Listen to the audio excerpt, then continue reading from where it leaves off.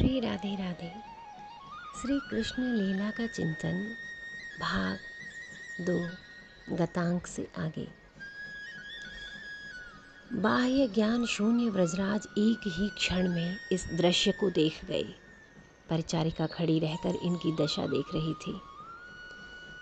उसे क्या पता ब्रजराज क्या देख रहे हैं। वह अन्य गोपों को लक्ष्य कर बोली, तुम लोग सभी चलो, गोवत्सों को छोड़ दो, दूध पी लेने दो। एक बार चलकर उस अद्भुत बालक को तो देखो, नेत्र शीतल हो जाएंगे। आज तक कहते कहते परिचारिका वहीं बैठ गई। नंदराय को बुलाने आई है, यह बात वह भूल सी गई। उसकी आंखों के सामने प्रसूति गृह आ गया। वहीं बैठी बैठी वह सौंदर्य निधि शिशु को देखने लग गई। ब्रजराज का मन अभी तक भाव स्रोत का रस ले रहा है। वे देख रहे हैं, हम लोगों ने 1 वर्ष तक श्री नारायण की उपासना की है। श्री नारायण स्वप्न में दर्शन देकर कह रहे हैं, गोपेश्वर, वह सचमुच तुम्हारा अनादि सिद्ध पुत्र है। तुम्हारा संकल्प शीघ्र ही सत्य होगा। इस घटना के बाद कुछ दिन बीत गए हैं। आज माघ कृष्णा प्रतिपदा है। आज की रजनी एक विचित्र शोभा से संपन्न सी प्रतीत हो रही है। हठात व्रजरानी तंद्रा से जागकर कहती है, नाथ, अभी अभी मैंने स्पष्ट देखा है, ठीक वही बालक तुम्हारे हृदय से निकलकर मेरे हृदय में आ बैठा है। एक आश्चर्य की बात और है, उसके सुंदर श्याम शरीर के ऊपर एक ज्योतिर्मयी दिव्य कुमारी का मानो आवरण पड़ा हुआ है। पहली दृष्टि में वह ज्योतिर्मयी बालिका सी दिखता है, पर किंचित गंभीरता से देखने पर उसका अप्रतिम सुंदर श्याम कलेवर स्पष्ट दिखने लग जाता है। सुनकर ब्रजराज आनंद मुग्ध हो गए हैं। वे स्वयं भी ऐसी अनुभूति कर चुके हैं। उपर्युक्त घटनावली का दृश्य ब्रजराज के मनोराज्य की कल्पना नहीं है, वह सर्वथा इसी रूप में घटित हो चुकी है। परिचारिका के शब्दों ने तो अतीत की स्मृति को उद्बुद्ध मात्र कर दिया, जिससे वह घटना मानो वर्तमान में अभी अभी हो रही है। इस रूप में ब्रजराज को वह दिखने लगी। जो हो, किसी अज्ञात प्रेरणा से नंदराय के कानों में अब वह शब्दावली पुनः गूंज उठी, महाभाग, आपको पुत्र रत्न की प्राप्ति हुई है। नंदराय ने आंखें खोल दी तथा वे अविलंब प्रासाद की ओर दौड़ पड़े। पीछे पीछे परिचारिका भी दौड़ी। पथ में जाते हुए नंदराय सोचते जा रहे हैं, क्या सचमुच वही श्याम बालक उत्पन्न हुआ है? पर हृदय के उमड़ते हुए आनंद प्रवाह में विवेक लुप्त हो गया है।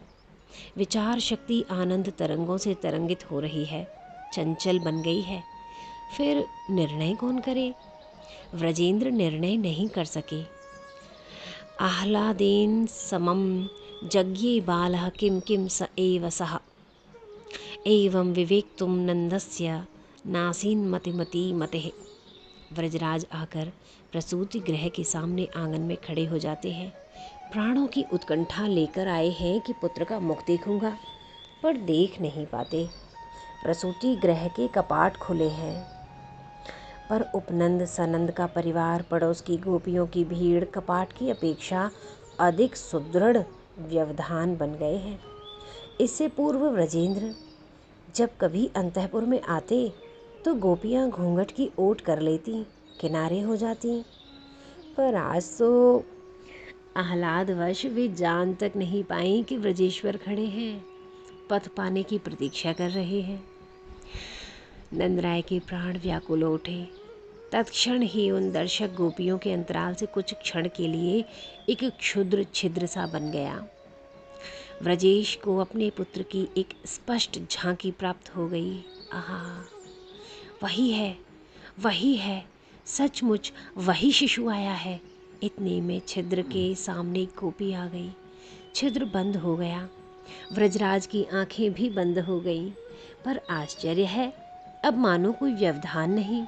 गोपेश स्पष्ट देख पा रहे हैं। प्रसूति पर्यंक पर उत्तानशायी होकर शिशु अवस्थित है। शिशु क्या है मानो अनंत जन्मार्जित पुण्य राशि, रूप कल्प तरु उद्यान का प्रफुल्ल कुसुम हो। नहीं नहीं, समस्त उपनिषद रूप कल्पना श्रेणी का मधुर फल हो। उपनंद जी नंद के आने से पूर्व ही आ गए। वे समयोचित व्यवस्था में लगे हैं। ब्राह्मणों को बुलाने के लिए दूत भेज चुके हैं। अब तोरण द्वार के पास नगाड़े वालों को समस्त व्रज में घोषणा करने की बात समझा रहे हैं। गदगद कंठ से कह रहे हैं, नैन भर देखो नंद कुमार, जसुमति कूख चंद्रमा प्रगट्यो, या व्रज को उजियार। वन जिन जाऊं आज को, गोसुत अरु गाय गुवार। अपने अपने भेष सबे मिली, लावो विविध सिंगार। हरद दूब अच्छत दधि कुमकुम, मंडित करो द्वार। पूरो चौक विविध मुक्ताफल, गावो मंगल चार। शहनाई वाले सल दल बल आ पहुँचे हैं। नगाड़े वालों ने पहला डंका लगाया। दूसरे ही क्षण शहनाई वालों ने भी मधुराति मधुर रागिनी की तान छेड़ दी। नंद प्रासाद की मणिमय भित्ति आच्छादन यानी छत और स्तंभों को निनादित करती हुई वह सुरीली ध्वनि समस्त ब्रजपुर में फैलने लगी। इससे पहले भी व्रज में अनेकों बार शहनाई बजी थी, पर आज की तान तो आज ही बजी है। अब ब्राह्मण आ गए हैं। व्रजेश स्नान करके अलंकृत होकर ब्राह्मणों को प्रणाम करते हैं। मात्र का पूजन नांदी मुख श्राद्ध संपन्न करके ब्राह्मणों को साथ लिए हुए वे सूतिकागार में आते हैं। विधिवत जातकर्म संस्कार आरंभ होता है। यह नित्य अजन्मा का जातकर्म है, जिनके एक एक रोमकूप में अनंत कोटि ब्रह्मांड अवस्थित है। प्रत्येक ब्रह्मांड में एक एक ब्रह्मा जिनके नियंत्रण में सृजन का कार्य वहन करते हैं। आज उन्हीं का ब्रह्म मुख ने श्रत वेद मंत्रों से संस्कार हो रहा है। कैसी विडंबना है लीला विहारिण, तुम्हारी मुनिमन मोहनकारिणी लीला को धन्य है। अस्तु। भूस्त्वयि इत्यादि मंत्रों का पाठ करके शिशु के बिंब विडंबित अधरोष्ठ को किंचित खोलकर सुवर्ण संयुक्त अनामिका अंगुली से धृत का एक कण चटाया गया। आयुष क्रिया करते समय ब्राह्मण देवता शिशु के दक्षिण कर्ण में अग्निरायुष्मान इत्यादि जपने के लिए मुख निकट ले गए। उन्हें प्रतीत हुआ मानो यह कर्ण नहीं, किसी अनिर्वचनीय श्यामल तेजो लतिका का नवोन्मिषित पल्लव है। जपते समय ब्राह्मण सारे शरीर में कंप होने लगा। जपते समय ब्राह्मण के सारे शरीर में कंप होने लगा। ब्राह्मण आश्चर्यचकित थे कि सारे अंग कांपने क्यों लगे। आज तक तो ऐसी घटना नहीं हुई। पश्चात दिवस परे इत्यादि मंत्र से बालक का स्पर्श किया गया। फिर भूमि अभिमंत्रित की गई। एक बार बालक का अंग पुनः पोंछ दिया गया। आगे की अन्य क्रियाएं संपन्न हो गईं। अंत में शिशु के कुंचित केश कलाप मंडित मस्तक से सटाकर आपो देवेशु इत्यादि मंत्र से एक जल पात्र सूतिका पर्यंक के नीचे रखा गया। इस तरह जातकर्म संस्कार संपन्न हुआ। वाचयित्वा स्वस्त्ययनं जातकर्मात्मजस्य वै, कारयामास विधिवत पितृदेवार्चनम तथा। अब दाई नाल छेदन करती है। किसकी नाल? जाके नर आदि ब्रह्मादिक सकल विश्व आधार, सूरदास प्रभु गोकुल प्रगटे मेटन को भूभार।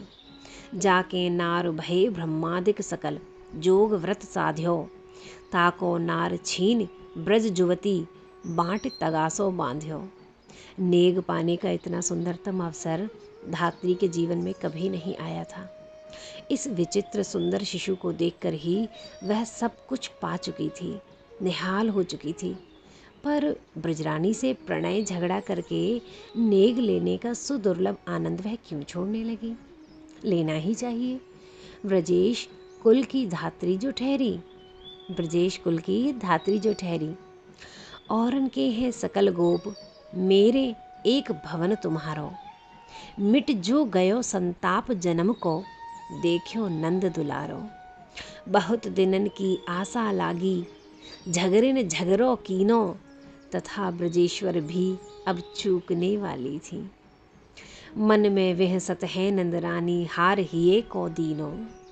नंदरानी के गले को सुशोभित करने वाला मणिमुक्ता का मनोहर मूल्यवान हार सौभाग्यमयी दाई के गले में झूमने लगा। धात्री ने उत्फुल्ल नेत्रों से एक बार ब्रजेश्वरी की ओर देखा, फिर शिशु की ओर, तथा क्षणों में ही नाल छेदन संपन्न हो गया। अब तक शीलवती ब्रजरानी के चित्त में शास्त्र मर्यादा का विचार था। संदान के पूर्व ही जात कर्म संस्कार हो जाना चाहिए। यह मर्यादा मानो व्रजेंद्र गेहिनी के हृदय में बांध सी बनी थी। इस बांध से वात्सल्य रस की धाराएं रुकी हुई थीं। अब मर्यादा पूरी हो चुकी। ब्रजरानी बड़ी ललक से हाथ बढ़ाती है, अपने हृदय धन को उठाकर छाती से लगा लेती है।